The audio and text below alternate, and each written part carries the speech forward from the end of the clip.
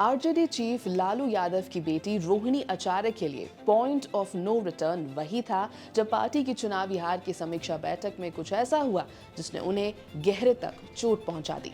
Sources के मुताबिक तेजस्वी यादव ने मीटिंग में अपनी बहन से ऐसी बात कह दी कि अगले ही दिन रोहिणी ने पॉलिटिक्स छोड़ने और परिवार से नाता तोड़ने का ऐलान कर दिया। नतीजे आने के एक दिन बाद आरजेडी लीडरशिप, तेजस्वी, रोहिणी और बाकी सीनियर लीडर्स की रिव्यू मीटिंग हुई थी। इलेक्शन में एनडीए ने आसान जीत दर्ज की थी और आरजेडी बुरी तरह पिछड़ गई थी। मीटिंग के दौरान तेजस्वी और रोहिणी में तीखी बहस हो गई। रोहिणी ने कहा कि आरजेडी वर्कर्स का गुस्सा खासकर आरजेडी एमपी संजय यादव के खिलाफ पार्टी को एड्रेस करना चाहिए, लेकिन तेजस्वी को ये बात बिल्कुल पसंद नहीं आई। सोर्सेस का दावा है कि तेजस्वी ने अपनी बहन से कहा कि हम इलेक्शन तुम्हारे कारण हारे, तुम्हारी वजह से हम अभिशापित हैं। ये भी आरोप है कि उन्होंने अपनी बड़ी बहन पर चप्पल फेंकी और गाली गलौज भी की। शनिवार को रोहिणी आचार्य ने खुलकर दो नाम लिए, संजय यादव और तेजस्वी के क्रिकेट डेज वाले दोस्त रमीज नेमत खान, और कहा कि इन्हीं लोगों ने उन्हें पार्टी से बाहर करने की साजिश रची। रोहिणी, जिन्होंने अपने पिता लालू यादव को किडनी डोनेट की थी, उन्होंने आगे कहा कि ये सब संजय यादव के कहने पर किया गया। चुनाव से पहले तेजस्वी ही थे जिन्होंने रोहिणी को सिंगापुर से बुलाया था, जहां वो पति और बच्चों के साथ रहती थी।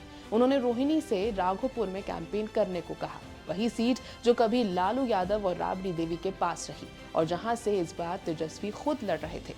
इस बात से उनके बड़े भाई तेजप्रताप यादव भी नाराज हो गए थे।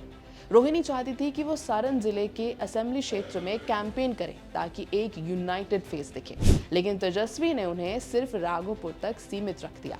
सोर्सेस बताते हैं कि मौजूदा विस्फोटक स्थिति कई साल से बन रही थी और ये एक लकीर का अंत माना जा रहा है। भाई बहन के बीच लगातार फ्रिक्शन इसकी शुरुआत थी। जुलाई 2023 में लोकसभा इलेक्शन से एक साल पहले तेजस्वी ने रोहिणी से कहा कि वो सारण से चुनाव लड़े। रोहिणी तैयार थी, लेकिन शर्त थी कि पिता की मंजूरी मिल जाए। लालू ने ग्रीन सिग्नल दे दिया, लेकिन रोहिणी सारण नहीं पाटलिपुत्र से लड़ना चाहती थी। आरजेडी एमपी मीसा भारती को रोहिणी की ये इच्छा बिल्कुल पसंद नहीं आई। आखिरकार सिंगापुर से लौटी रोहिणी को सारण से लड़ने के लिए राजी कर लिया गया। उनकी अनिच्छा साफ थी और नतीजा बीजेपी के राजीव प्रताप रूडी ने उन्हें हरा दिया। सोर्सेस बताते हैं कि यादव परिवार की डायनामिक्स 2024 चुनाव से 1.5 साल पहले तक इतनी उथल-पुथल वाली नहीं थी। तनाव बढ़ना तब शुरू हुआ जब संजय यादव ने बार बार ये कहना शुरू कर दिया कि रोहिणी आगे चलकर तेजस्वी की राजनीतिक राह में खतरा बन सकती है। उन्होंने रोहिणी को कई बार कहा और रिपोर्टेडली इंसल्ट भी किया कि पॉलिटिक्स छोड़ो और वापस सिंगापुर लौट जाओ। रोहिणी के करीब रहे सोर्सेस का आरोप है कि सारण कैंपेन के दौरान भी पार्टी के कुछ लोग उन्हें साबोटाज करने में लगे हुए थे। इनमें से एक वो व्यक्ति था जो सारण से टिकट चाहता था और यादव फैमिली के काफी करीब माना जाता था।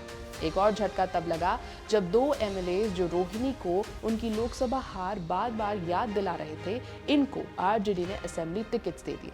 रमीज नेमत खान, जिनका नाम रोहिणी ने जिम्मेदारों में शामिल किया, तेजस्वी के बेहद करीबी दोस्त हैं। क्रिकेट से शुरू हुई दोस्ती राजनीति तक पहुंची और आज खान तेजस्वी और आरजेडी के सोशल मीडिया और कैंपेन ऑपरेशंस का बड़ा हिस्सा संभालते हैं। यह है एबीपी लाइव, मेरा नाम है श्वेता शर्मा।